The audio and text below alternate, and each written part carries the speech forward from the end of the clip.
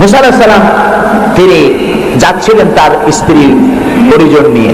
স্ত্রী ছিলেন গর্ভবতী, আসন্ন প্রসবা, ডেলিভারি হবে, প্রচন্ড ঠান্ডা ছিল, এখন আগুনের প্রয়োজন। তিনি দূরে দেখতে পেলেন একটা গাছের উপরে যেন আগুন দেখা যায়। তিনি ছুটলেন সেই আগুনের পানে এবং বললেন, ফাকালা লি আহলিহিম কুসু ইন্নী আনাস্তু নারান লাআল্লি আতীকুম মিনহা বিকাবাসিন আও আজিদু আলান নারি হুদা। তোমরা এখানে অপেক্ষা করো, আমি তো আগুনের মতো কি একটা দেখতেছি, আমি ওখানে যাই, হয়তো আগুন আনতে পারবো অথবা কোন একটা রাস্তা একটা কিছু পেয়ে যাবো। ফালাম্মা আতাহা নুদিয়া ইয়া মূসা ইন্নী আনা রাব্বুক ফাখলা আলাইক ইন্নাকা বিল ওয়াদিল মুকাদ্দাসি তুয়া। ও মূসা, যেটা আগুন মনে করছো এটা আগুন না, এটা আমি তোমার রব। ফাখলা আলাইক, জুতা খোলো, ইন্নাকা বিল ওয়াদিল মুকাদ্দাসি তুয়া, এটা হলো পবিত্র উপত্যকা। আমি যখন সেই পবিত্র উপত্যকায় গেছি, এদিকে তুরে ছায় না, এদিকে আরেকটা পাহাড়, মাঝখানে দুই পাহাড়ের মাঝখানের সমতল ভূমিকে উপত্যকা বলা হয়। আমার এই আয়াত মনে পড়লো, সাথে সাথে জুতা খুলে বলে দিলাম। মুসা আলাইহিস সালামকে আল্লাহ বলেছেন, ফাখলা আলাইক, জুতা খোলো। আমি আমার সাথীরা জুতা খুলে এগিয়ে গেলাম। আমার এক সাথী ছিলেন চট্টগ্রাম ইন্টারন্যাশনাল ইসলামিক ইউনিভার্সিটির কোরআনিক সায়েন্সের চেয়ারম্যান অধ্যাপক গিয়াসউদ্দিন তালুকদার। তাকে আজান দিতে বললাম, তিনি আজান দিলেন ওয়াদিল মুকাদ্দাসে। আজান দিয়ে সেখানে আমরা জোহরের নামাজ আদায় করলাম, জোহর আসর জামাআত ওয়া কাসরান আদায় করে নিলাম। তারপরে চলে গেলাম সেই জায়গায় যেখানে আল্লাহ তাআলা কথা বলেছিলেন, সেই জায়গাটা এখনো আছে। সুবহানাল্লাহ। আল্লাহ তাআলা বলছেন, ওয়া নাখতারতুকা ফাসতামি' লিমা ইউহা। ও মুসা, আমি তোমাকে আমার জন্য বাছাই করছি। সুবহানাল্লাহ। আমি তোমাকে আমার জন্য বাছাই করেছি, এখন তুমি শোনো আমি কি বলি। ইন্নানি আনাল্লাহ, আমি আল্লাহ। সুবহানাল্লাহ, সুবহানাল্লাহ। আমি আল্লাহ, লা ইলাহা ইল্লা আনা, আমি ছাড়া কোনো ইলাহ নাই। ফাবুদনি ওয়া আকিমিস সালাতা লিযিকরি, অতএব আমার ইবাদত করো আর আমার শরণার্থে নামাজ কায়েম করো। সুবহানাল্লাহ। এখানে দেখলাম দুইটা ধর্মীয় প্রতিষ্ঠান, একটা হলো মসজিদ আর একটা হলো গির্জা, একদম গায়ে গায়ে লাগানো। দুনিয়ার ইহুদি খ্রিস্টান আর মুসলমানেরা এক জায়গায় নামাজ পড়তেছে আর যার যার মতো ইবাদত করতেছে, কোনো ঝগড়া নাই। ইহুদিরাও যাচ্ছে আর খ্রিস্টানেরাও যাচ্ছে, মুসলমানেরাও যাচ্ছে। আমি সেখানে একটা বক্তব্য রাখলাম, বললাম দুনিয়ার ঐক্য, কোন রাজনৈতিক ঐক্যে পৃথিবীর মানুষকে ঐক্য বানাতে পারবে না, ইসলাম দিয়ে ঐক্য করা যাবে। এটাই হলো তার প্রমাণ। পৃথিবীর শ্রেষ্ঠ জাতি এই তিনটি, মুসলমান, খ্রিস্টান, ইহুদি। এই সেরা পৃথিবীতে রাজত্বকারী, ক্ষমতা বিস্তারকারী শক্তি মিলিত হয়েছে ওয়াদি মুকাদ্দাসে। এই তিন শক্তি একত্রে হয়ে আল্লাহর ইবাদত করতেছে, মারামারি নাই, কাটাকাটি নাই। সুতরাং ধর্মভিত্তিক ঐক্যই পৃথিবীকে শান্তির নিবাস বানাতে পারে। সেখান থেকে সে সফর কাহিনী অনেক লম্বা, আমি বই একটা লিখতেছি, আপনারা দোয়া করেন যেন সেটা বের করতে পারি। তারপরে চলে গেলাম মিউজিয়ামে, পিরামিড দেখলাম, নীল নদ দেখলাম, আল্লাহ দেখাইলেন। আমি যখন মিউজিয়ামে ঢুকেছি তখন আমাদের 70 পাউন্ড, মিশরীয় পাউন্ড, 70 পাউন্ড, 40 পাউন্ড টিকিট পারিট। যখন ভিতরে ঢুকলাম তখন শয়তানকে দেখার জন্য আরো অতিরিক্ত 80 পাউন্ড দেওয়া লাগবে। তা আমি চিন্তা করলাম যে পয়সা খরচ করা অপচয় হবে না, কারণ আল্লাহ তাআলা বলেছেন, কুল সিরু ফিল আরদ ফানজুরু কাইফা কানা আকিবাতুল মুকাদ্দিবিন। আল্লাহ তাআলা বলেছেন, আমার জমিন ভ্রমণ করো আর মহাসত্যের অস্বীকারীদের কি পরিণতি করেছি তা দেখো আর তার দ্বারা শিক্ষা গ্রহণ করো। কাজে আল্লাহ দেখতে পেয়েছে, শয়তান দেখা দরকার। ভিতরে ঢুকে দেখলাম গ্লাসের বক্স, সেখানে মিস্টার ফেরাউন চিতই শুয়ে আছে। হায় আল্লাহ, আল্লাহ সুটকি বানাই থুইছে, কাপড় দিয়ে জড়ানো, পাও দুটো বাইর করা, হাত দুটো বাইর করা, ঘাটটা এত বড় লম্বা, এরকম চিকুন, কল্লাটা আছে, একটা দাঁত আছে মুখে, হাতে পায়ে কিছু নখও আছে, মাথায় কিছু চুলও আছে। হাজার হাজার বছর আগে মুসা আলাইহিস সালামকে যখন তালায় নিয়ে গেল রহুত সাগরে, লোহিত সাগরের কিনারায় মুসা আলাইহিস সালাম বসেছিলেন তার উম্মতদের নিয়ে। ফেরাউন তিন দিক থেকে আক্রমণ করলো। এই কোরআন বর্ণনা, এটা কি কোরআন? আল্লাহ তাআলা বলছেন, ও নবী, তুমি তো তখন সেখানে উপস্থিত ছিলে না যখন ফেরাউন তার দলবল নিয়ে মুসা আলাইহিস সালামকে তাড়া করেছিল সেই তুরে সায়নায়। তুমি উপস্থিত ছিলে না। আমি ওহী দিয়া, কোরআন দিয়ে তোমাকে ইতিহাস জানাইছি। সুবহানাল্লাহ। সেই লোহিত সাগরের পারে গেলাম যেখানে তাকে ঘিরে ফেলানো হয়েছিল। মুসা আলাইহিস সালাম এবং তার সাথীরা বললেন, ইয়া মুসা ইন্না লামুদরাকুন, হে মুসা, আমরা তো পাকড়াও হয়ে গেলাম, সারাশি আক্রমণ করা হয়েছে, আমাদেরকে পালাবার কোনো জায়গা নাই। মুসা আলাইহিস সালাম আল্লাহর পয়গম্বর। কার নবী? আল্লাহর পয়গম্বর। মুসা আলাইহিস সালাম বললেন, কাল্লা রব্বি সায়াহদিন, ভয় পাও না, অবশ্যই আল্লাহ তাআলা আমাদেরকে পথ বের করে দেবেন। তিন দিকে কি শত্রু, তিন দিকে কি, আরেকদিকে কি মদিনা, সাগর। আপনারা মনে করছেন নীলগিরি পার হয়েছে বুঝি, বুঝার দ্বারা খায় সাগর, লোহিত সাগর, রেড সি। তিন দিকে শত্রু, একদিকে সাগর, পালাবার রাস্তা আছে? আল্লাহর পয়গম্বর বলছেন কোনো ভয় নাই, অবশ্যই রব্বি সায়াহদিন, অবশ্যই আল্লাহ আমাদের পথ বের করে দেবেন। আল্লাহ তাআলা খুশি হয়ে গেলেন। সুবহানাল্লাহ। আল্লাহ এটাই চান, আল্লাহ এটাই চান। বাপে করে কি, বাপে মায় ছোট্ট বাচ্চা দাঁড়াইতে পড়ে যায়, ওঠেতে পড়ে, এই রকমের অবস্থায় টেবিলের পাশে খাড়া করে দেয়, দূরের থেকে হাত কাটে। বাপের ইচ্ছা কি যে লাভ দুর্গা দাঁড়াবো না, ওর সাহস দেওয়ার জন্য, ওর সাহস হোক সেই জন্য টেবিলের কোনায় দাঁড় করে দূরের থেকে হাত পাতে। যেটা সাহসী সে চাপ করে পড়ে বাপের কোলে। আল্লাহ তাআলা বিপদের প্রান্তে দাঁড় করিয়েছেন, বিপদের বর্ডারে দাঁড় করে সাহস পরীক্ষা করছেন। সুবহানাল্লাহ।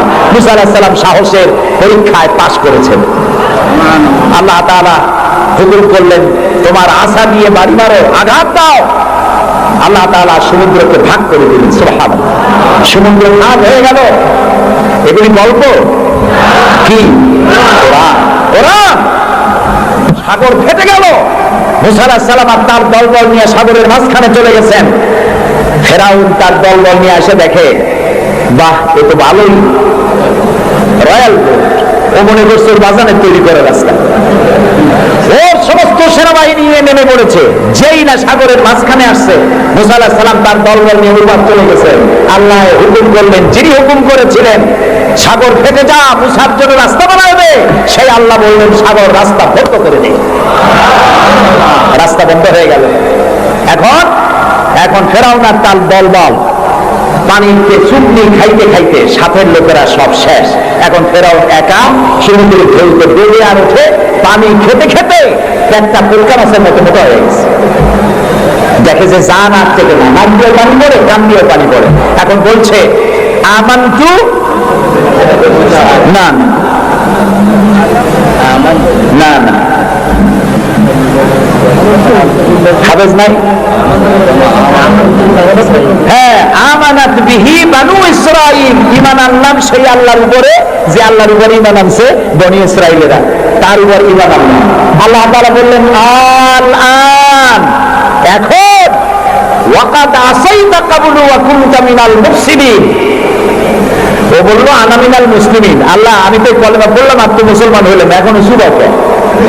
আল্লাহ কয়, এখন ওয়াকাদ আসাইতা ক্বাবলু, এর আগে তুমি আমার সাথে বিরোধিতা করেছো, বিদ্রোহ করেছো, আমার মানুষের উপর অত্যাচার করেছো, ওয়া কুনতা মিনাল মুফসিদিন, আর তুমি হচ্ছে সন্ত্রাসীর একজন বড় সন্ত্রাসী, বিপর্যয় সৃষ্টিকারী।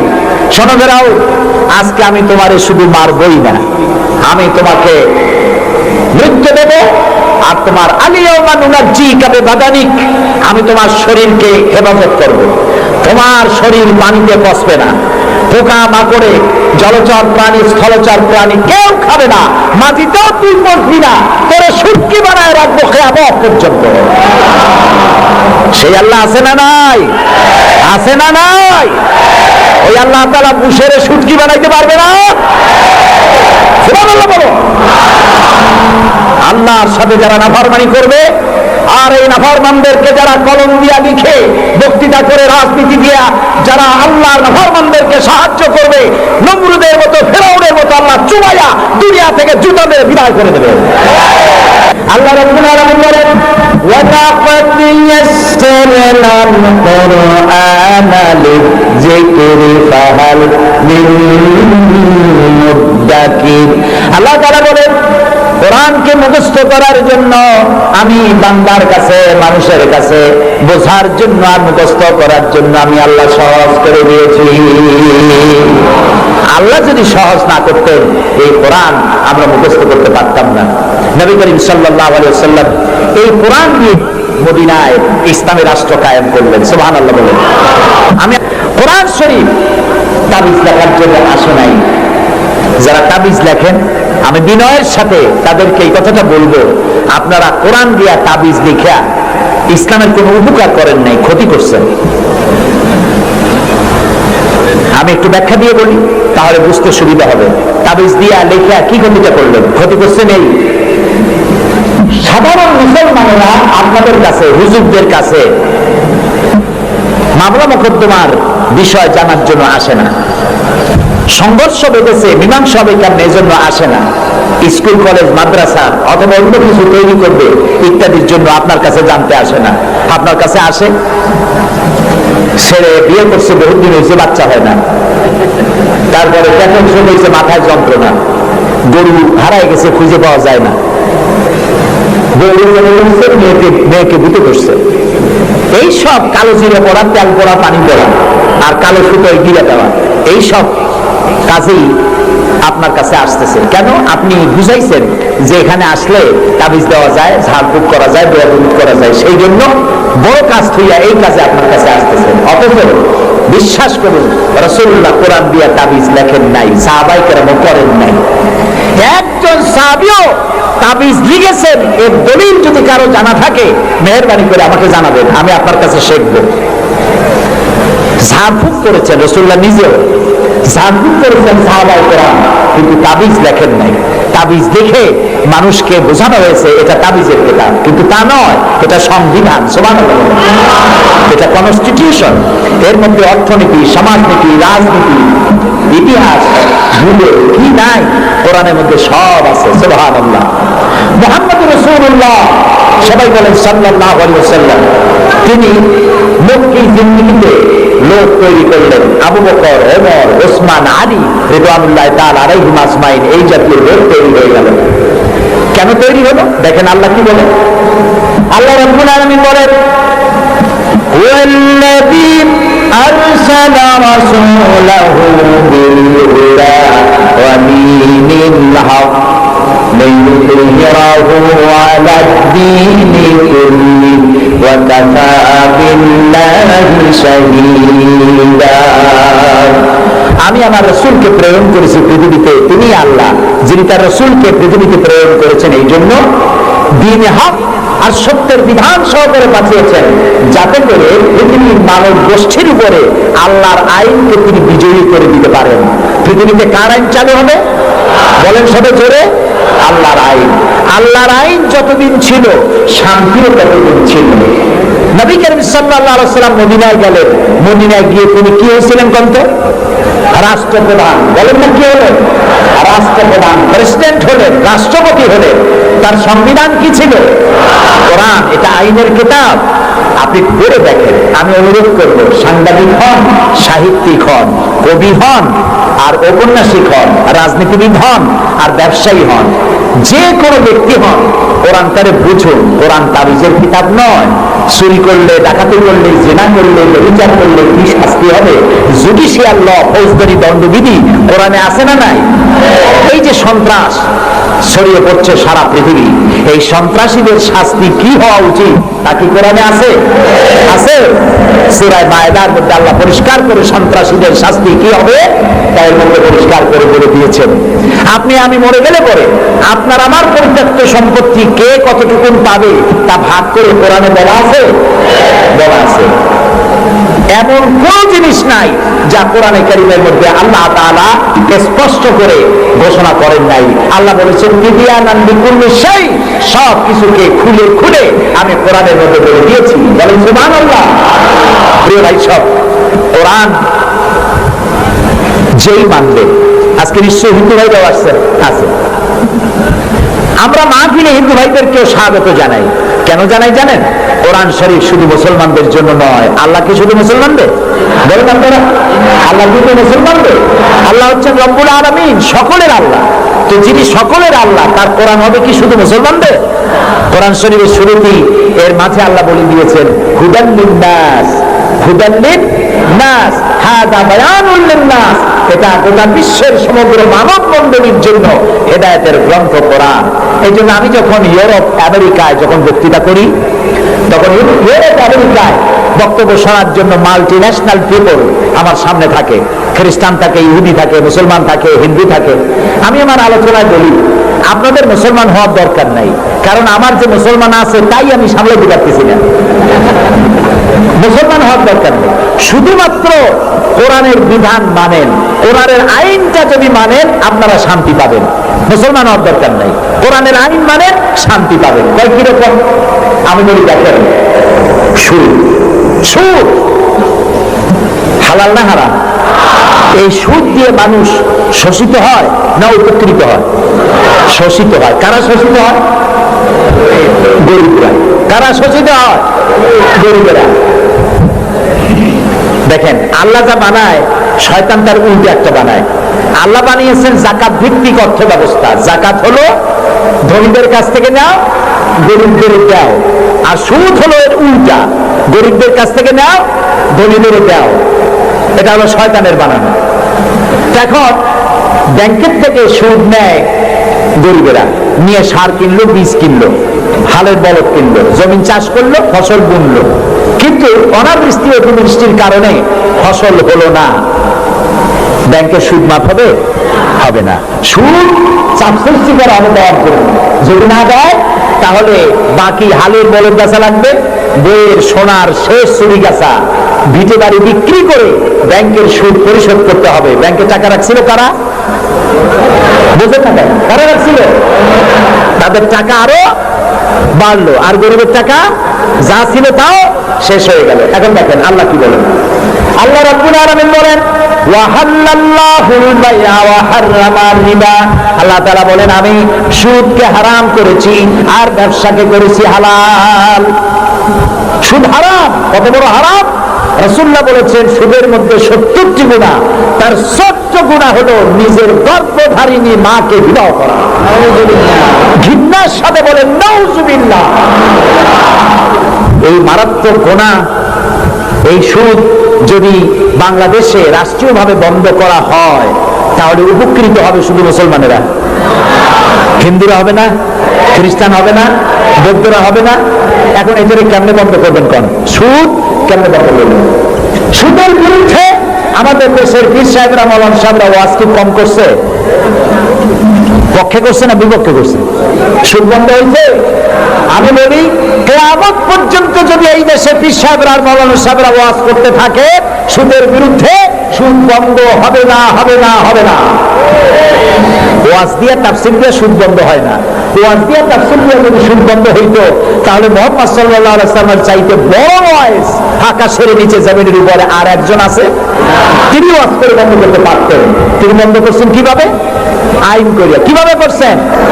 যেমন একটা বিষয় আপনাদের বুঝাই। আমাদের দেশে এখন পলিথিন আছে না নিষিদ্ধ হয়েছে? কেমনি নিষিদ্ধ হইল?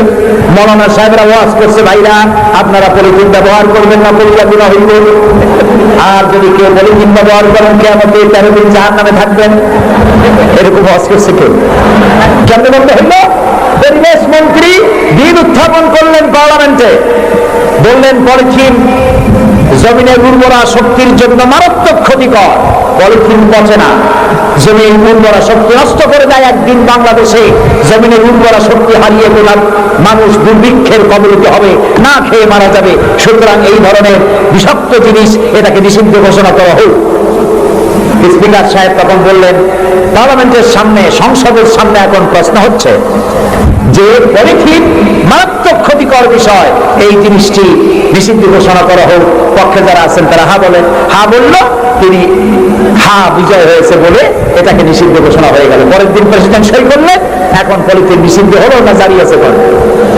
এর প্রোডাকশন, এর উৎপাদন, এর বিপণন সবটা বন্ধ হয়ে গেছে।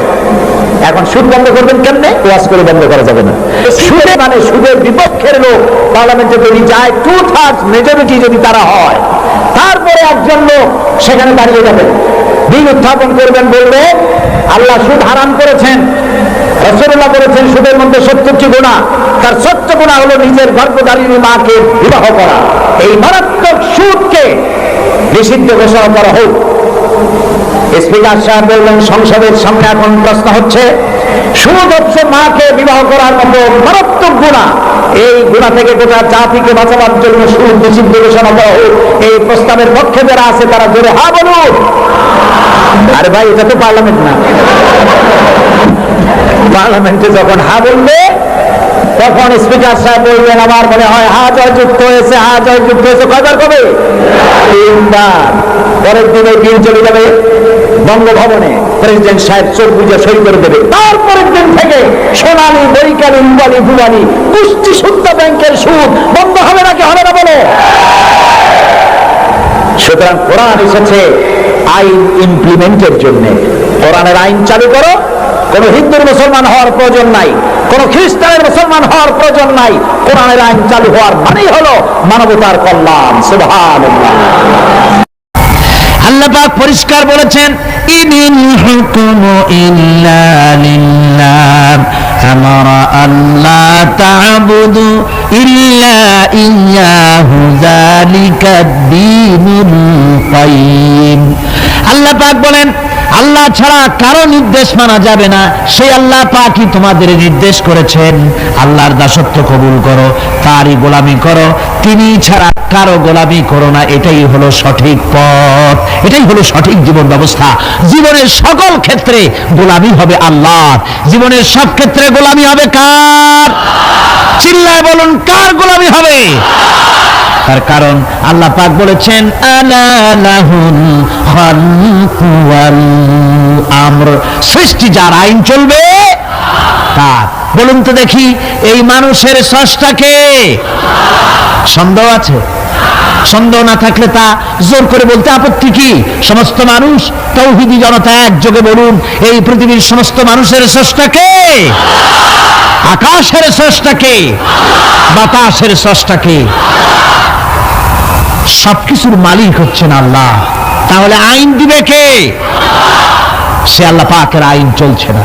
আল্লাহর আইন ক্যাভেট করে মানুষের তৈরি করা মতবাদকে গ্রহণ করার জন্য মানুষ এগিয়ে যাচ্ছে। আসলে মানব রচিত মতবাদে পৃথিবীর মানুষের জন্য কোনো শান্তি কোনোদিন আসে নাই, আসতে পারেও না। তার কারণ হচ্ছে মানুষের জ্ঞান হলো সীমাবদ্ধ। মানুষের জ্ঞান কি? সীমাবদ্ধ।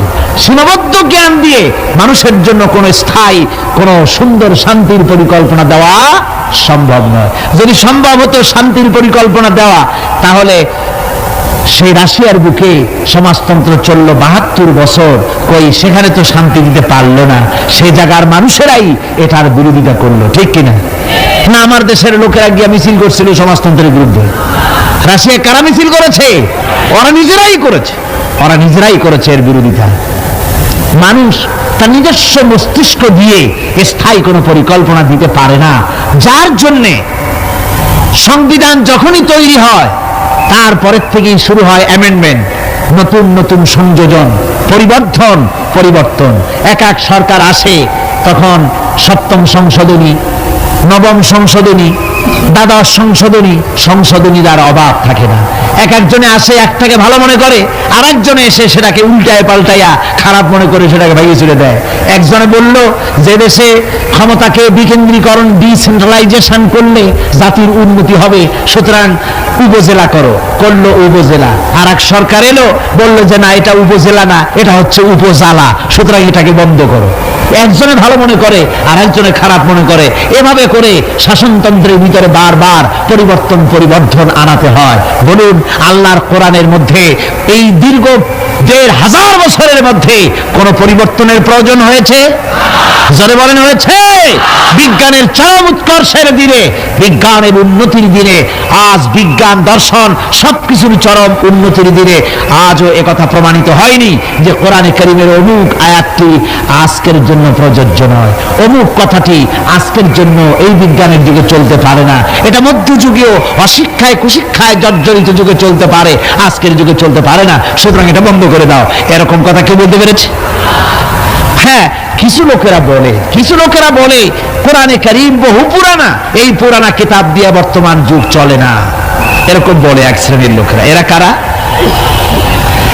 মহাকবি, বিশ্বকবি, কবি সম্রাট আল্লামা ইকবাল রহমাতুল্লাহ আলাইহি ওদের সম্পর্কে বলেছেন, উনহি কা মাহফিল সওয়ারতা হো চরাগ মেরি হ্যায় রাত উনকি, उन्हीं का महफिल संवारता हो चराग मेरी है रात उनकी, उन्हीं का मतलब कह रहा हो जुबां मेरी है बात उनकी, उन्हीं का महफिल संवारता हूँ चराग मेरी है रात उनकी। আমি অন্যের মাহফিল সাজাই, নিজের কোনো মাহফিল করার যোগ্যতা নাই। আমি অন্যের রাত্রে চেরাগ জ্বালাই, আমার নিজের কোনো রাত টাইট নাই। আমি অন্যের মতলব বলি নিজের মুখ দিয়া, আমার নিজের কোনো কথা নাই, অন্যের কথা আমার জিহ্বা দিয়া বলি। অর্থাৎ এই সমস্ত লোক যারা বলে কোরআন বর্তমান যুগে চলতে পারে না, মধ্যযুগীয়, এই লোকগুলি, এই কথাগুলি তাদের নিজেদের নয়। যেমন জেনের রুগীরা যে কথা বলে সে কথা জেনের নয়, সে কথা রুগীর নয়, কথা জেনের। ওই রকম করে এই সব কথা যারা বলে তাদের মাথার উপরে ভর করেছে কে? রাশিয়া। তাদের মস্তকের মধ্যে ভর করেছে পেন্টাগন, তাদের মস্তিষ্কে ভর করেছে শান্তিনিকেতন, দিল্লি, মস্কো, পিকিং। এই সমস্ত মাথার উপরে ভর করে ওদের মুখ থেকে কথা বেরোয়। তা নাহলে আজ পর্যন্ত কেউ বলতে পারেনি কোরআনে কারীমের মধ্যে এই আয়াতটা বর্তমান যুগে চলতে পারে না, এগুলো উলট পালট করে দেওয়া হোক, এই কথা কেউ বলতে পারে নাই। আমার বন্ধুগণ, মানুষের জ্ঞান সীমাবদ্ধ, মানুষ স্বার্থপর, সেই জন্য মানুষের জন্য স্থায়ী কোনো আইন সে তৈরি করতে পারে না। মানুষ কিভাবে স্বার্থপর দেখুন, আমি যদি আপনাদেরকে বলি যে আগামীকাল আপনাদেরকে এইখানে একজন লোককে আমি দায়িত্ব দেব, সেই ব্যক্তি, তাকে 5,000 কমলা দেওয়া হবে। এই 5,000 কমলাগুলি এই প্যারেড ময়দানের আশেপাশে যত 10 বছরের নিচে যত ছেলেপেলে আছে, সমস্ত ছেলেপেলেদেরকে দাওয়াত দিয়ে চট্টগ্রামের সব ছেলেদেরকে, শিশু কিশোরদেরকে একটা একটা করে কমলা সকলের হাতে দিয়ে দিবেন। এই দায়িত্ব দেওয়া হলো সলিমুদ্দিন নামক কোনো ব্যক্তিকে। সলিমুদ্দিন সাহেব কমলা নিয়ে দাঁড়ায় থাকলেন, ছেলেরা আসছে, উনি কমলা দিচ্ছেন একটা একটা করে। কিন্তু সামনে কিছুক্ষণ পরে দেখা গেল তার নিজের ছেলে এসছে, তারপরে দেখা গেল তার বোনের ছেলে এসেছে, তার ভাইয়ের ছেলে এসেছে। এখন আপনারা বলেন, অন্য ছেলেদের চাইতে নিজের ছেলেকে 2-1টা কমলা বেশি দিতে ইচ্ছে করবে না?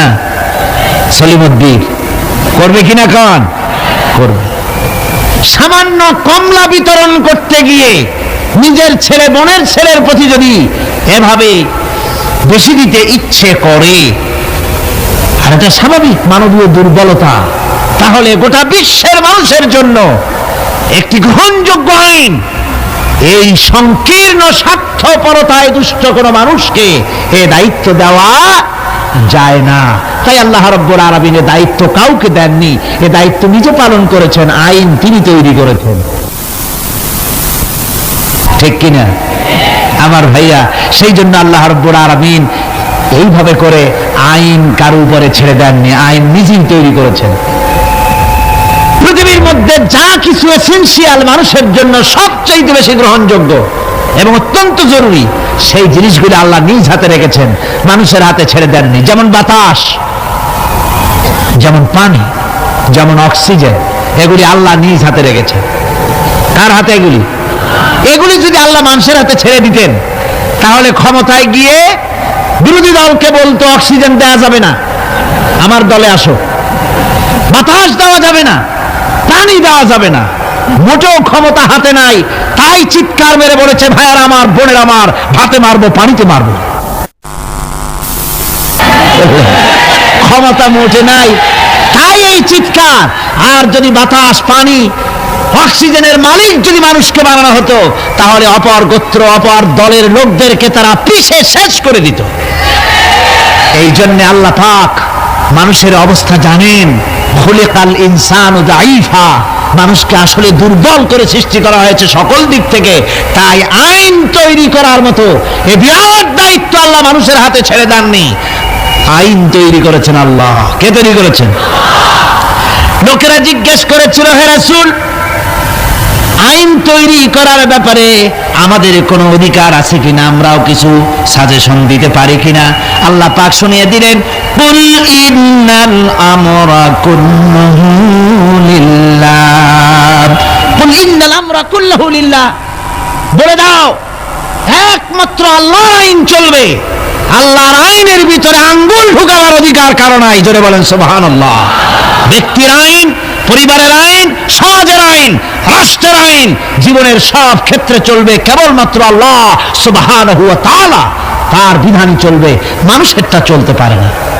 তবে মানুষ তাদের নিজস্ব জীবনযাত্রা প্রণালীতে কোনো নতুন কিছু করতে চাইলে তা করতে হবে কোরআনের আলোকেই, সুন্নাহর আলোকেই।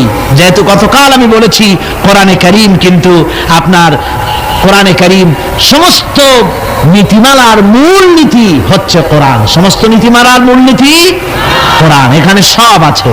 এখানে রাজনীতি, অর্থনীতি, সমাজনীতি, শ্রমনীতি, শিক্ষানীতি, যুদ্ধনীতি, বন্দিনীতি, স্বরাষ্ট্রনীতি, পররাষ্ট্রনীতি, সমস্ত গোষ্ঠী সুদ্ধা সব কোরআনের মধ্যে আছে। আল্লাহ বলেছেন, তিবিয়ানান লিকুল্লি শাই, সব কিছুর বর্ণনা কোরআনে কারীমের মধ্যে আমি করে দিয়েছি। খুলে খুলে কোরআনে কারীমের মধ্যে বলে দিয়েছি, কোনো জিনিস বাদ দেওয়া হয়। গতকাল বলেছিলাম, সেই পিঁপড়া থেকে শুরু করে হাতি পর্যন্ত, মাকড়সা থেকে শুরু করে মৌমাছি পর্যন্ত কোন জিনিস বাদ আছে? কোন বলেন? পিঁপড়ার নামে সূরা আছে না? হাতির নামে সূরা আছে? মাকড়সার নামেও সূরা আছে, নাম কি? আনকাবুত। মৌমাছির নামেও সূরা আছে, নাম কি? মেয়ে লোকের নামেও সূরা আছে, কি নাম? সূরা নিসা। মানুষের নামে সূরা আছে, নাম কি? সূরা নাস। সব আছে। আবার পৃথিবীর মধ্যে লোহাকেও বাদ দেওয়া হয়নি কোরআন থেকে, যেহেতু লোহা হচ্ছে মানুষের জন্য সবচেয়ে বেশি প্রয়োজনীয় জিনিস। যদিও সোনার দাম বেশি, কিন্তু প্রয়োজনীয় বেশি লোহা, সেই জন্য লোহার দাম আল্লাহ কমায় রেখেছেন। লোহার উৎপাদন বেশি করে বাড়িয়ে দিয়েছেন। খনিজ দ্রব্য লোহা, আপনার খনিজের মধ্যে, খনির ভিতরে লোহা আল্লাহ পাক বেশি বেশি পয়দা করছেন সারা পৃথিবীতে, যাতে মানুষ এর দ্বারা উপকৃত হতে পারে। লোহা এত জরুরি মানুষের জন্য, এই লোহা না হলে আপনার আমার বক্তৃতা শুনতেই পেতেন না। এই লোহার মাধ্যমেই যাচ্ছে। আমার সামনে যে স্ট্যান্ড আছে, এটা লোহার তৈরি। তারপরে এর যে অ্যাম্প্লিফায়ার আছে, সেখানে লোহা আছে। এর ইউনিটির ভিতরে লোহা আছে। আপনি যে কাপড় সেলাই করছেন, সেখানে লোহা আছে। সুই, আপনার কাগজপত্র ছাপতেছেন, সেখানেও লোহা আছে। আপনার সুই থেকে শুরু করে প্লেন পর্যন্ত, এমনকি আপনি যে খাবার দাবার উৎপাদন করেন জমিন থেকে, জমিন চাষ করেন, তাও কাঠ দিয়ে হতো না যদি লাঙ্গলের মাথায় লোহার ফলা না থাকতো। লোহার ব্যবহার পৃথিবীর সর্বত্র। সুবহানাল্লাহ, সুবহানাল্লাহ বলেন। সুতরাং লোহাকেও বাদ দেওয়া হয়নি। কোরআনে কারীমে সব কথা বলে দেওয়া হয়েছে। সমস্ত কথা খুলে খুলে কোরআনে কারীমের মধ্যে আল্লাহ পাক স্পষ্ট করে বলে দিয়েছেন। আর বলেছেন, এই কোরআনের আইন মেনে এর উপরে যদি তোমরা জীবন চালাতে পারো, তাহলে কি হবে? আল্লাহ রাব্বুল আলামিন কোরআনে কারীমের মধ্যে পরিষ্কার করে বলে দিয়েছেন, কোরআনের আইন মেনে যদি চলো, আমার উপরে যদি মানানো, আর আমাকে ভয় করার নীতি যদি অবলম্বন করে চলো, ওয়ালাউ আন্না আহলাল কুরা আমানু ওয়াত্তাকাউ লাফাতাহনা আলাইহিম বারাকাতিন মিনাস সামাই ওয়াল আরদ। জনপদের লোকেরা দেশের লোকেরা যদি আমার উপর ঈমান আনে আর আমাকে ভয় করার নীতি যদি অবলম্বন করে চলে, আল্লাহ পাক বলেছেন তাহলে আমি আকাশ এবং জমিনের সব বরকতের দরজা ওদের জন্য খুলে দেব। সুবহানাল্লাহ ওয়া বিহামদিহি। আকাশ এবং জমিনের বরকতের সব দরজা ওদের জন্য খুলে দেব যদি আমার উপরে আমাকে ভয় করো আর আমার উপরে ঈমান আনার নীতি নিয়ে যদি জীবন গড়ো। সুতরাং এই পৃথিবীতে শান্তি প্রতিষ্ঠা করতে হলে, শান্তি পেতে হলে তার পূর্ব শর্ত হচ্ছে জমিনে আইন চালু করতে হবে কার? আরো জোরে বলে কার? আল্লাহ রাব্বুল আলামিনের এই আইন পৃথিবীর বুকে চালু করার কারণেই জনাবে মুহাম্মদুর রাসূলুল্লাহ সাল্লাল্লাহু আলাইহি ওয়াসাল্লাম এমন এক সমাজ কায়েম করেছিলেন যেখানে চুরি ছিল না, ডাকাতি ছিল না, জেনা ছিল না, ব্যভিচার ছিল না। আল্লাহর নবী বলেছিলেন খায়রুল কুরুনি কারনি, সর্বশ্রেষ্ঠ যুগ হতেছে আমার যুগ। এমন যুগ তৈরি হয়ে গেল মানুষ না খেয়ে মরে না, বেকার সমস্যার সমাধান হয়ে গেছে, মানুষের দ্বারা মানুষ আর লাঞ্ছিত হয় না, অপমানিত হয় না। এমন মুসলমান আল্লাহর নবী জনাবে মুহাম্মদ রাসূলুল্লাহ তৈরি করেছিলেন এই কোরআন দিয়ে। কি দিয়ে করেছিলেন? কোরআন দিয়ে। ইতিহাস লিখতেছে সেই জামানায় একটা সুন্দরী যুবতী মেয়ে মদিনা থেকে কোথাও যাচ্ছিল, যাওয়ার পথে যখন সন্ধ্যা হয়ে গেল তখন ওই যুবতী মনে করলো একাকিনী আমি বেরিয়েছি, এখন যদি কোনো পর পুরুষের সামনে পড়ে যায় তাহলে তো আমার সতীত্ব আর বাঁচবে না, অলঙ্কারাদি লুণ্ঠিত হবে। এই মনে করে ভয়তে মহিলা বসে পড়েছে জমিনের উপরে। জমিনের উপরে ভয়তে বসে পড়েছে। দেখা গেল যুবক ছেলেটি তার দিকে এগিয়ে আসতেছে। যুবক এবার যুবতীর কাছে এসেছে, ময়দানে আর কোনো মানুষ নাই। যুবক ছেলেটি যুবতীর দিকে তাকিয়ে বলে, মা আমাকে দিয়ে তোমার কোনো ক্ষতি হবে না, তুমি কোথায় যাবে আমাকে বলো, আমি নিরাপদে পাহারা দিয়ে তোমাকে তোমার গন্তব্যে পৌঁছে দেব। আমার পরিচয় শোনো, আমি মুসলমান। সুবহানাল্লাহ রাসূলুল্লাহ এরকম মুসলমান তৈরি করেছিলেন। সুবহানাল্লাহ বলেন। এরকম মুসলমান তৈরি করেছিলেন জনাবে মুহাম্মদ রাসূলুল্লাহ সাল্লাল্লাহু আলাইহি ওয়াসাল্লাম। এভাবে মুসলমান তৈরি করেছেন যেই মুসলমানদের কোনো মানুষের কোনো ভয় ছিল না, সমাজের চুরি ডাকাতি জেনা ব্যভিচার সব বন্ধ হয়ে গিয়েছিল। রাসূলের সেনাবাহিনী কেমন ছিল জানেন? রাসূলুল্লাহ কোরআন দিয়ে এমন সেনাবাহিনী তৈরি করেছিলেন, সিরিয়া দখল হলো মুসলমানদের হাতে। আর এই সিরিয়ার রাস্তা দিয়ে যখন মুসলমানেরা যাচ্ছে, বিজয়ী মুসলমানেরা সিরিয়ার সুন্দরী মহিলারা মনে করলো আমরা তো এখন ধর্ষিত হব, লাঞ্ছিত হব, এখন তারা আমাদের কোনো বাঁচার পথ নাই, আমাদের সর্বনাশ হয়ে যাবে। তারা তখন ভয় করতে লাগলো, মনে করলো যে ঘরের মধ্যে ঢুকে তারা আমাদেরকে লাঞ্ছিত করবে, তার চাইতে আমরা রাস্তায় দাঁড়িয়ে থাকি, যা আছে কপালে তাই হবে। দেখা গেল রাসূলুল্লাহ ট্রেনিং প্রাপ্ত সাহাবায়ে কেরাম সিরিয়া এই শহরের এক প্রান্ত দিয়ে ঢুকলেন, অপর প্রান্ত থেকে বেরিয়ে গেলেন, ডানে বায়ে তাকিয়ে দেখলেন না কারা দাঁড়িয়ে আছে। সুবহানাল্লাহ। এর নাম হচ্ছে ইসলাম। এটাই শিক্ষা দিয়েছিলেন জনাবে মুহাম্মদ রাসূলুল্লাহ সাল্লাল্লাহু আলাইহি ওয়াসাল্লাম। এমন এক সুন্দর সমাজ পৃথিবীতে কায়েম হয়েছিল যার বরকতে এই সুন্দর সমাজ হয়েছিল। আপনারা কি চান বাংলাদেশে সেরকম একটি সমাজ কায়েম হোক? রাসূলুল্লাহ বিদায় হয়ে গিয়েছেন, কিন্তু যে আদর্শ দিয়ে তিনি এই ধরনের সুন্দর সমাজ তৈরি করেছিলেন সেই আদর্শ তিনি সাথে নিয়ে যান নাই। তারাকতু ফীকুম আমরাইন, রাসূলুল্লাহ বলেছেন দুটি জিনিস তোমাদের জন্য রেখে গেলাম, একটা হলো কিতাবুল্লাহ, একটা হচ্ছে আল্লাহর কিতাব, আর একটা হচ্ছে আমার সুন্নাহ। এই দুটি জিনিস রেখে গেলাম তোমাদের জন্য, যদি আঁকড়ে ধরতে পারো তাহলে তোমরা কেউ ধ্বংস হবে না, বিচ্ছিন্ন হবে না, ক্ষতিগ্রস্ত হবে না। এই কোরআন তোমাদেরকে বাঁচিয়ে রাখবে, এই আদর্শ তোমাদের টিকিয়ে রাখবে। সুতরাং আমি জিজ্ঞেস করতে চাই, এই বিরাট তাফসীরুল কোরআন মাহফিলের বিশাল জনসমুদ্র, আপনারা কি চান যে আল্লাহ পাকের এই কোরআন দিয়ে, আল্লাহর ওই সুন্নাহ অনুযায়ী, ওই কোরআন অনুযায়ী এই পৃথিবীর বুকে এই বিধান কায়েম হোক? এটা কি আপনারা চান? হাত উঁচু করে দেখান তো কারা কারা চান।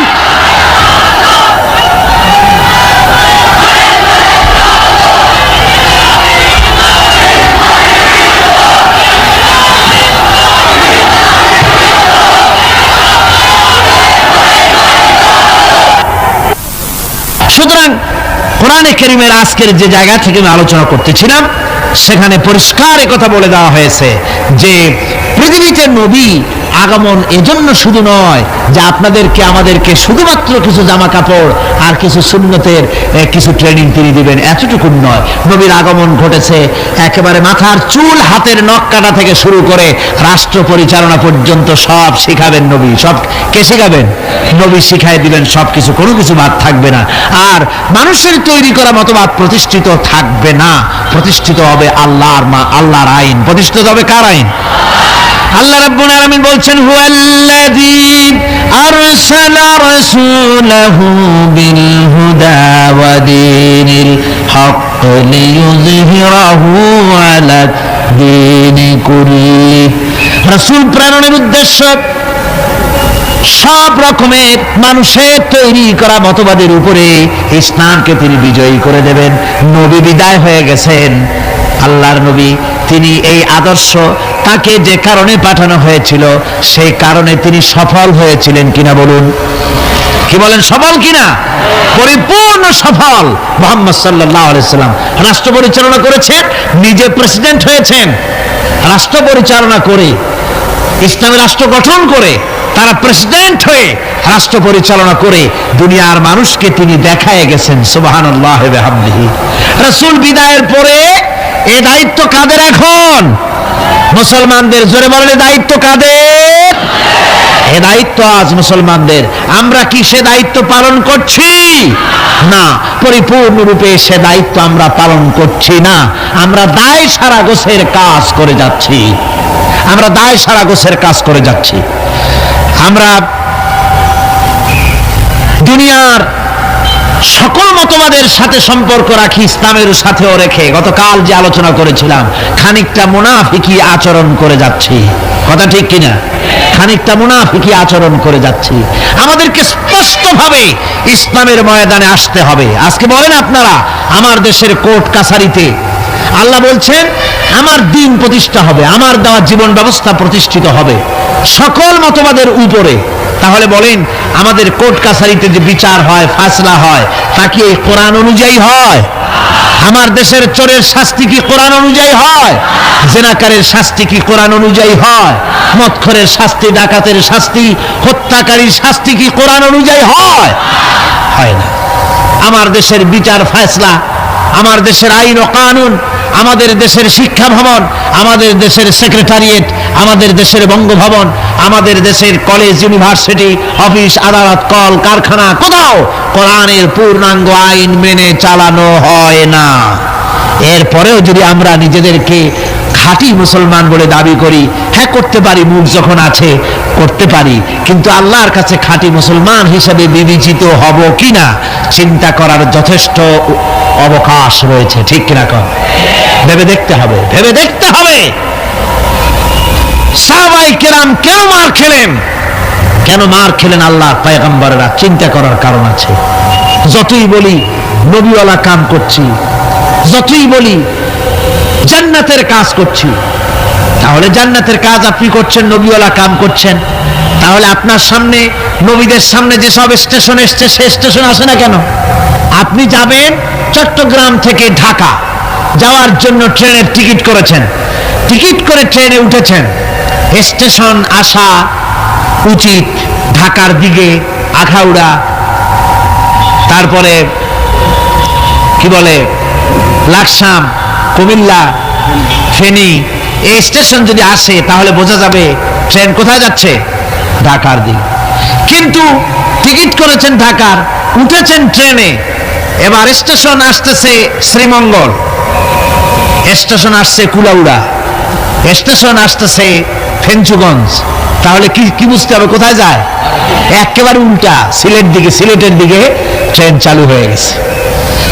কাজে আপনার কাজ যদি সত্যিই নবীওয়ালা হয়, সত্যি ইসলামের উপরে ভিত্তি করে হয়, তাহলে স্টেশন আসবে আবু জাহাল, স্টেশন আসবে আবু লাহাব, আসবে উতবা, আসবে মুগীরা, আসবে হিন্দা, আসবে উহুদ, আসবে বদর, আসবে ফাতে মক্কা।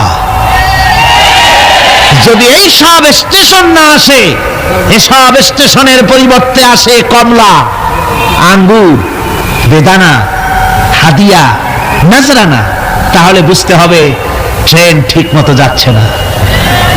টিকিট করছেন ঠিক, ট্রেনে উঠছেন ঠিক, কিন্তু আপনার ইচ্ছে মতো গন্তব্যে ট্রেনটা যাচ্ছে না। আচ্ছা, এখন কি করবেন? আপনার ইচ্ছা যাবেন মদিনায়। কোথায় যাবেন? মদিনায়। গাড়িতে উঠেছেন, এবার এ গাড়ি মদিনার দিকে যাওয়ার জন্য যে সব স্টেশন আসা উচিত সে স্টেশন আসতেছে না, স্টেশন আসে উল্টা। এখন আপনি করবেন কি? স্টেশন আসতেছে মস্কো দিয়ে যাওয়ার, স্টেশন আসতেছে আমেরিকা দিকে যাবার স্টেশন। এখন আপনি কি করবেন? আপনি যদি আপনার সিটে বসে ড্রাইভারকে গালাগালি করেন তাতে কোনো ফায়দা হবে? আপনি যদি আপনার সিটে বসে রাগ করে নিজের চুল আর দাড়ি টানিয়ে টানিয়ে ছেড়েন, যাবো আমি মদিনায়, নিয়ে যায় আমারে মস্কো, কি সর্বনাশ, এ যদি রাগ করে দাড়ি চুল ছেড়েন তাতে কোনো ফায়দা হবে? তারপরে রাগ করে নিজের সিটটা যেদিকে ট্রেন যাচ্ছে ওদিক থেকে ঘুরাইয়া পিছনের দিকে দিয়ে দিলেন, তাতে কোনো লাভ হবে? কিসে লাভ হবে? লাভ হবে চেইন পুল করতে হবে, গাড়ির চেন টানতে হবে, গাড়ি ঝাঁকুনি খেয়ে দাঁড়ায় যাবে। ড্রাইভারকে বলতে হবে, বেটা এই গাড়ির 95% যাত্রী মদিনার, আর তুমি নিয়ে চলেছ গাড়িকে দিল্লির দিকে, নিয়ে চলেছ পেন্টাগনের দিকে, গাড়ি ফেরাও। যদি যাত্রীর অধিকাংশ যাত্রীদের দাবি অনুযায়ী গাড়ি যদি না ফিরায়, তাহলে 2 নম্বরের কাজ হলো যাত্রীদেরকে ইঞ্জিনে যে দখল করে আছে যে ড্রাইভার, তাকে কিকড আউট করে দিয়ে ইঞ্জিন নিজের দখলে এনে একদম মদিনার দিকে ঘুরিয়ে দেওয়া, এটাই হলো একমাত্র পথ।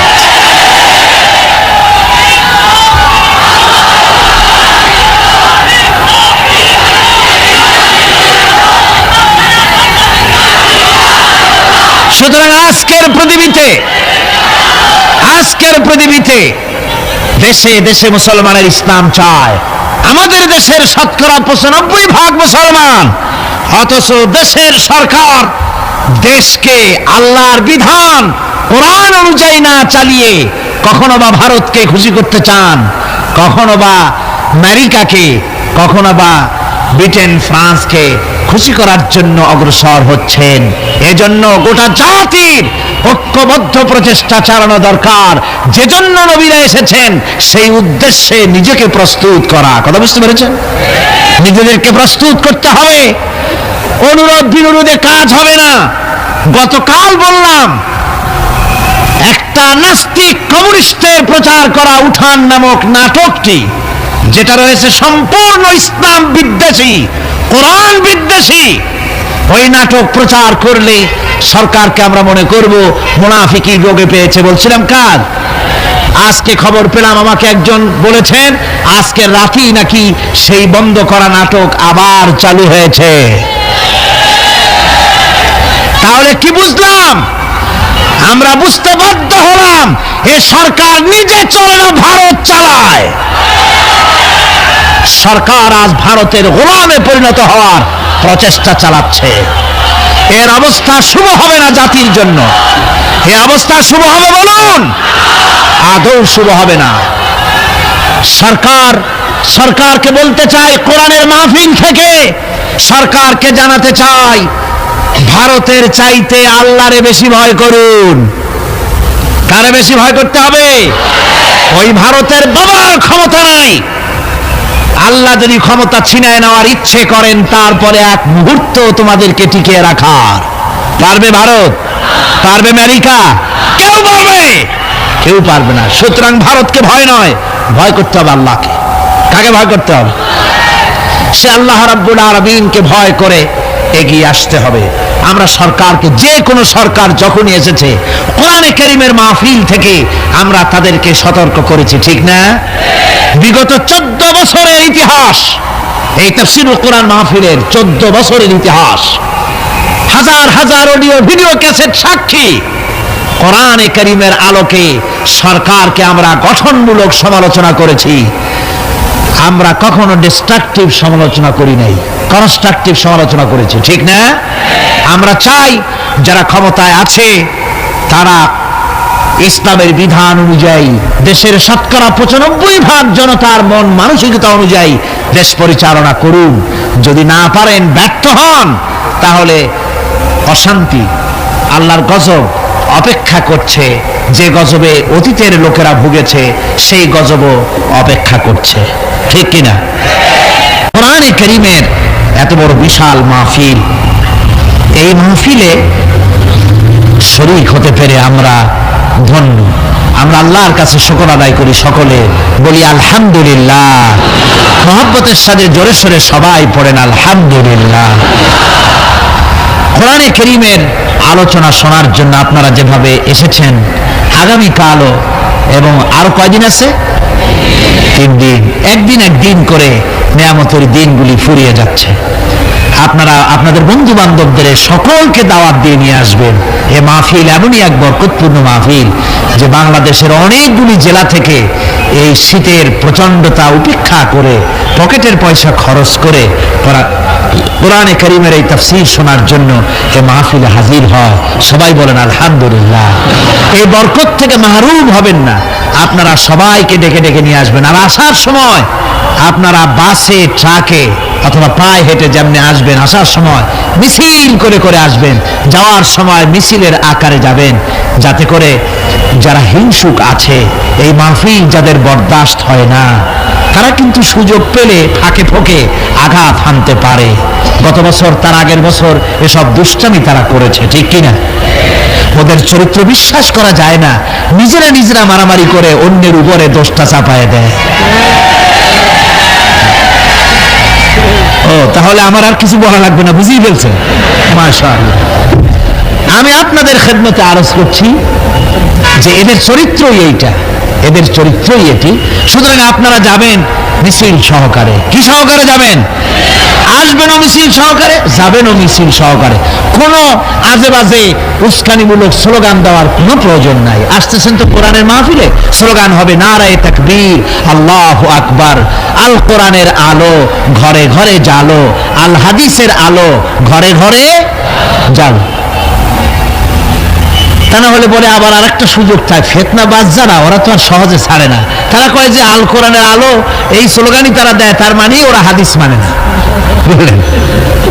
যারা সুবিধাবাদী, সুযোগ সন্ধানী, তারা এই ধরনের খুঁতটুত কোনো জায়গায় পাইলে সেই জন্য স্লোগান, আমরা তো কোরআন, আমরা মুসলমান, আমরা কি মুসলমান, কোরআন হাদিসের জন্যই আমরা সংগ্রাম করি।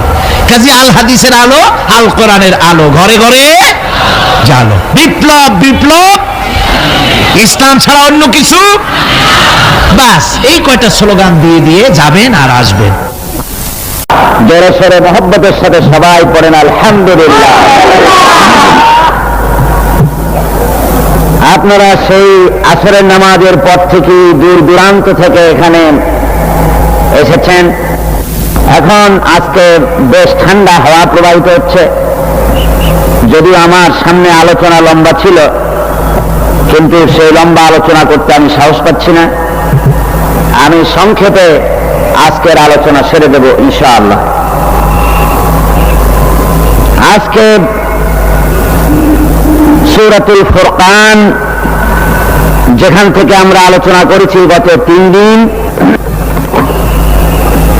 সেই আলোচনা আপনাদের সামনে আজকে করা হচ্ছে এর 3য় রুকু থেকে।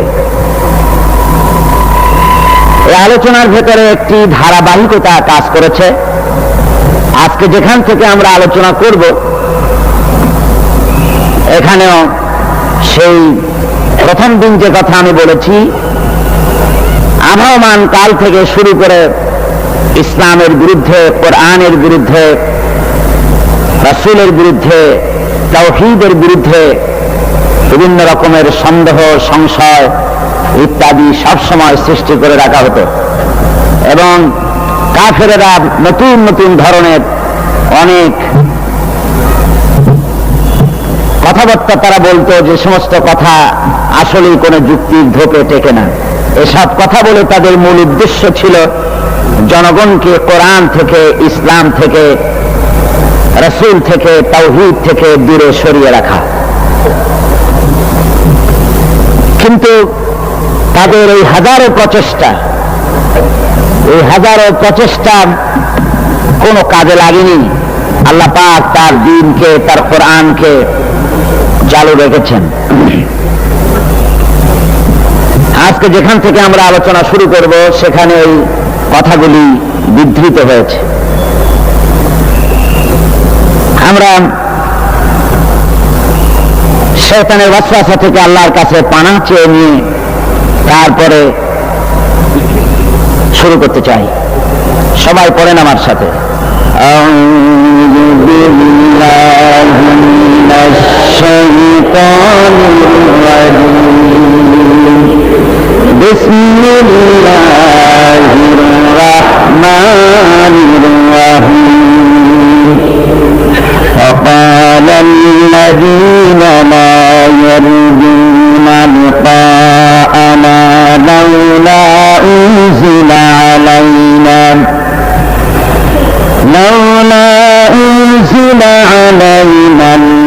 الملائكة أو نرى ربنا لقد استكبروا في أنفسهم وعتوا عتوا كبيرا يوم يرون الملائكة لا بشرى يومئذ للمجرمين ويقولون حجرا محجورا صدق الله العظيم।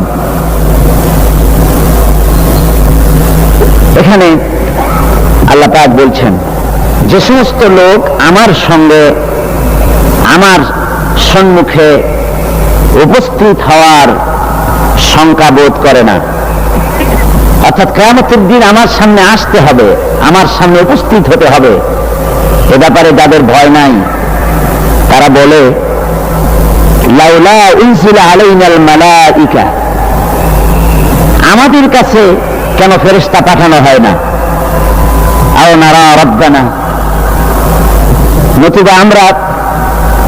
নয়তো আমরা আল্লাহকে, আমাদের রবকে আমরা দেখতে চাই। লাকাদ ইস্তাকবারু ফি আনফুসিহিম, তারা তাদের মনের ভেতরে একটা দাম্ভিকতা পোষণ করতেছিল। ওয়া আতাউ উতুওয়ান কাবীরা, আর এরা বিদ্রোহ এবং অবাধ্যতার সীমা লঙ্ঘন করেছিল। একথার দ্বারা এটা বলা হচ্ছে যে অবিশ্বাসীদের একটি বক্তব্য ছিল এই, যে আল্লাহ পাক যদি বাস্তবিকই মানুষের কাছে কোনো হেদায়েতের বাণী শোনাতে চান, তাহলে শুধু রসুলের কাছে ফেরেশতা পাঠাবেন, এটা কেমন কথা? আমাদের সকলের কাছে ফেরেশতা আসা উচিত। আর এই ফেরেশতারা প্রত্যেকের বাড়ি বাড়ি গিয়ে বলা উচিত যে তোমাদের আল্লাহর পক্ষ থেকে তোমাদের জন্য এই হেদায়েত, এরকম বাড়ি বাড়ি ফেরেশতা দেওয়া দরকার। অথবা বিরাট জনসমাবেশ করে সেখানে ফেরেশতারা দাঁড়ায় বক্তব্য রাখবে, আল্লাহর কথা বলবে যে আল্লাহর এই হেদায়েত এসেছে। আর এটা যদি না হয়, তাহলে রব যিনি, তিনি আসুন, তিনি আমাদের সামনে এসে কথা বলুন, আমরা রবকে দেখতে চাই, এইভাবে তারা বলতো। সূরা আনআমে আল্লাহ রাব্বুল আলামিন বলেছেন যে এইভাবে করে যখনই কোনো আয়াত নাযিল হতো, তখন তারা বলতো ক্বালু লান নু'মিনা হাত্তা নু'তা মিসলা মা উতিয়া রাসূলুল্লাহ, আমরা ততক্ষণ পর্যন্ত এই সমস্ত কথা বিশ্বাস করব না যতক্ষণ পর্যন্ত রাসূলুল্লাহর কাছে যে জিনিস পাঠানো হয়েছে তা আমাদের কাছে পাঠানো না হয়। অর্থাৎ আল্লাহ নিজেই আসবেন এবং আল্লাহ নিজে এসে বলবেন যে বান্দারা, তোমাদের নিকট আমার আবেদন এই, এইভাবে আল্লাহ এসে নিজেই আমাদের সামনে এই ধরনের কথা বলা দরকার। অবিশ্বাসীদের সমস্ত কথার জবাবে আল্লাহ রাব্বুল আলামিন বলছেন, ওয়ালাউ নাযালনা আলাইকা কিতাবান ফি কিরতাসিন ফালামাসুহু বিআইদিহিম। আল্লাহ রাব্বুল আলামিন বলেন, আমি যদি আপনার প্রতি ওহীর আকারে কিতাব নাযিল না করে যদি কাগজে লেখা কোরআন শরীফ কাগজে লেখা কিতাব যদি নাযিল করে দিতাম, এমনকি তারা যদি তা স্পর্শ করেও দেখত, তাহলে তারা কি বলতো? لقال الذين كفروا إن هذا إلا سحر مبين। ওরা স্পর্শ করে এই কিতাবকে তারপরে বলতো যে এটা হচ্ছে একটা স্পষ্ট জাদু, তারা এটাকে জাদু বলে ঘোষণা করে দিত। সুতরাং এই সমস্ত কথা বলে তারা আসলে কোরআন থেকে নিজেরা দূরে থাকতে চায় এবং অন্যদেরকে দূরে রাখতে চায়। তারা বলে, আল্লাহ রাব্বুল আলামিন বলছেন, ইয়াউমা ইয়ারাউনাল মালাইকাতা লা বুশরা ইয়াউমাইযিন লিল মুজরিমিন।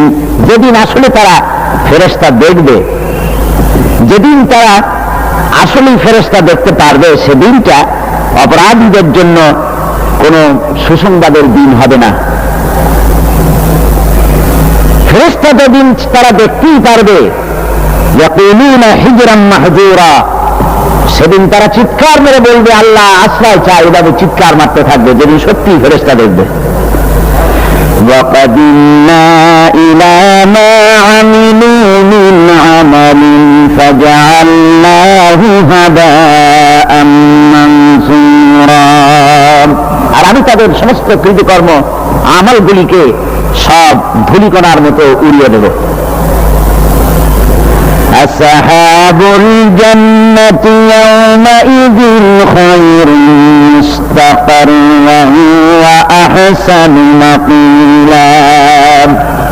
সেদিন হাসরের ময়দানে জান্নাত এবং জাহান্নামীদের অবস্থা একরকম হবে না। যারা জান্নাতের অধিকারী হবে তারা উত্তম জায়গায় অবস্থান করবে, কল্যাণজনক জায়গায় অবস্থান করবে এবং দুঃপ্রহরে সময় কাটাবার জন্য তারা উত্তম স্থান লাভ করবে। অর্থাৎ জাহান্নামীরা আর জান্নাতীরা কিয়ামতের দিন তাদের এক অবস্থা হবে না।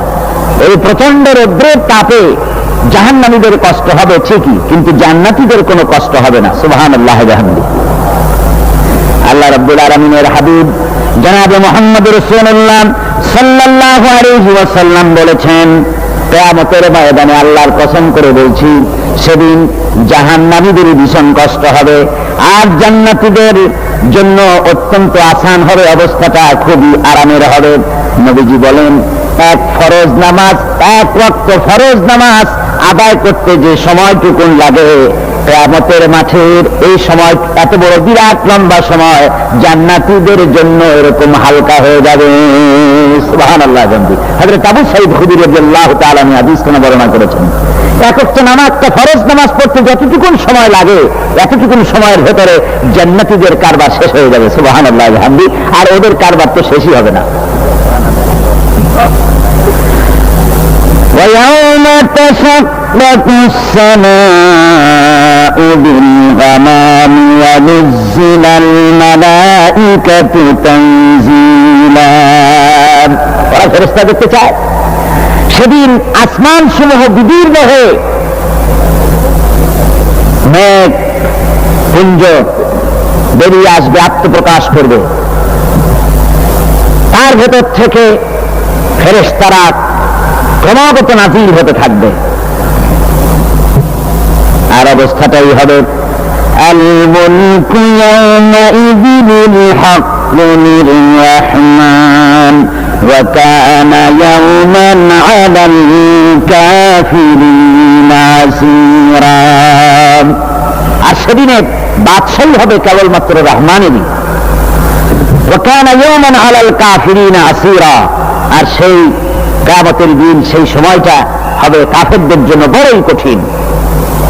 এখানে কিয়ামতের কিছু কথা বলা হচ্ছে, কিছু আভাস দেওয়া হচ্ছে যে আসমান সমূহ বিদীর্ণ হয়ে মেঘ পিণ্ড বেরিয়ে আসবে এবং তার থেকে ক্রমাগত ফেরেশতারা নাযিল হতে থাকবে। আল্লাহর হাবিব বলেছেন, কেউ যদি কিয়ামতের দৃশ্য দেখতে চায় সেজন্য সূরা ইযা শামসু কুওয়ারাত ওয়া ইযা সামাউ ফাতারাত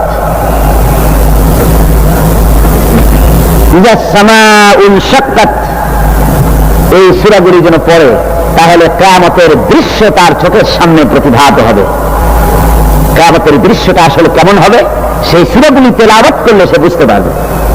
যেমন আল্লাহ পাক বলছেন, ইযাস সামাউ ফাতারাত ওয়া ইযাল কাওয়াকিবু তাসারাত ওয়া ইযাল বিহারু ফুজ্জিরাত ওয়া ইযাল কুবুরু বুসিরাত। যখন আকাশসমূহ চূর্ণ বিচূর্ণ হয়ে যাবে আর তারকাসমূহ বিক্ষিপ্ত হয়ে পড়বে, সমুদ্র মহাসমুদ্রগুলি দীর্ণ বিদীর্ণ হয়ে যাবে, কবরগুলি সব উদ্গীরণ করে দেবে, তার মধ্যে যা আছে সে সবগুলি। আবার আল্লাহ পাক বলেন, ইযাশ শামসু কুবিরাত ওয়া ইযান নুজুমু কাদারাত ওয়া ইযাল জিবালু সুয়িরাত। সূর্য যখন ঢেকে যাবে, তারকাগুলি যখন বিপর্যস্ত হয়ে যাবে আর পাহাড়গুলি যখন চালিয়ে দেওয়া হবে, এই দৃশ্য তোমরা দেখতে পাবে। فإذا النجوم طمست وإذا السماء فرجت وإذا الجبال نسفت।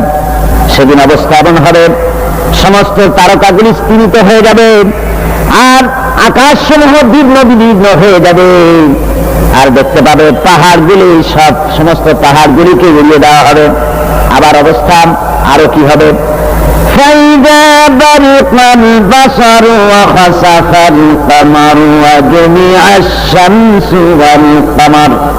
যখন চক্ষু বিস্ফারিত হয়ে যায় মানুষের, চাঁদ আর সূর্য নিষ্প্রভ হয়ে যাবে, সব একাকার হয়ে যাবে, চন্দ্র এবং সূর্য তার অস্তিত্বকে হারিয়ে ফেলবে। শুধু তাই নয়, وحملت الأرض والجبال فدكتا دكة واحدة। জমিন ও পাহাড়গুলির মধ্যে সংঘর্ষ লাগিয়ে দেওয়া হবে আর তার ধাক্কায় জমিন এবং সমস্ত পাহাড়গুলি চূর্ণ বিচূর্ণ হয়ে যাবে। সুবহানাল্লাহ ওয়া বিহামদিহি। আল্লাহ রাব্বুল আলামিন বলছেন, এইভাবে করে কিয়ামতের দৃশ্য, বিভীষিকাময় দৃশ্য তোমরা দেখতে পাবে। আর সেদিনের রাজত্বটা কার হবে? الملك يومئذ الحق للرحمن। সেদিনের রাজত্ব হবে কেবলমাত্র রহমানের। অর্থাৎ যেসব কৃত্রিম বাদশাহী দেখে তোমাদের চোখে ধাঁধা লেগে গিয়েছে, তোমাদেরকে দুনিয়ার বাদশাহী দেখে তোমরা ধোঁকায় পড়ে গিয়েছো, এসব বাদশাহী কিছুই টিকবে না সেদিন। সেদিন শুধু বাদশাহী থাকবে একমাত্র আল্লাহ পাকের। কার থাকবে বাদশাহী? যারা বলেন কার? আল্লাহ রাব্বুল আলামিন যখন কিছুই থাকবে না ঘোষণা করবেন, লিমানিল মুলকুল ইয়াউম লিল্লাহিল ওয়াহিদুল কাহ্হার। আজকে কার রাজত্ব? চারিদিক থেকে আওয়াজ আসতে থাকবে, পরাক্রমশালী আল্লাহ রাব্বুল আলামিনের রাজত্ব। আর কারণে হাদিস শরীফে এসেছে, বুখারী মুসলিম শরীফে হাদিসে এসেছে, আল্লাহর নবী বলেন, আল্লাহ রাব্বুল আলামিন তখন তার এক হাতে আকাশ মণ্ডলীকে ধারণ করবেন আর এক হাতে জমিনকে ধারণ করবেন। আকাশ মণ্ডলী এক হাতে, জমিন এক হাতে। এভাবে আল্লাহ রাব্বুল আলামিন বলবেন, আইনাল জাব্বারুন আইনাল মুতাকাব্বিরুন। কোথায় সেই স্বৈরাচারীরা? কোথায় সেই দুর্বীরিত অহংকারী স্বৈরাচার যারা আমার জমিনের উপরে, আমার মানুষের উপরে রাজত্ব চালিয়েছে? তারা আজকে কোথায়? কোথায় সেই অহংকারীরা? আল্লাহ পাক সেদিন যে বলবেন, সেদিন তো বলবেন, কিন্তু দুনিয়ার মাঝেও স্বৈরাচার যারা, অহংকারী যারা, তাদের শাস্তি পৃথিবীর বুকে দেন। আর সেদিন তো দিদিনি। কত স্বৈরাচার আমরা দেখলাম, কত অহংকারী দেখলাম, যাদের তর্জনী হননে লক্ষ কোটি কোটি মানুষ উঠত আর বসত। তাদের জিল্লাতির সঙ্গে আল্লাহ রাব্বুল আলামিন কতজনকে বিদায় করে দিলেন। ফুলের মালা নিয়ে কুলাতে পারে নাই, পা থেকে শুরু করে গলা পর্যন্ত ফুলের মালা দিয়া বিদায় দিল ভক্তরা। আবার আল্লাহ রাব্বুল আলামিন এমন শাস্তি দিলেন, ফুলের মালার পরিবর্তে জুতার মালা নিয়ে গোলের মধ্যে ঢুকাইয়া দিলেন।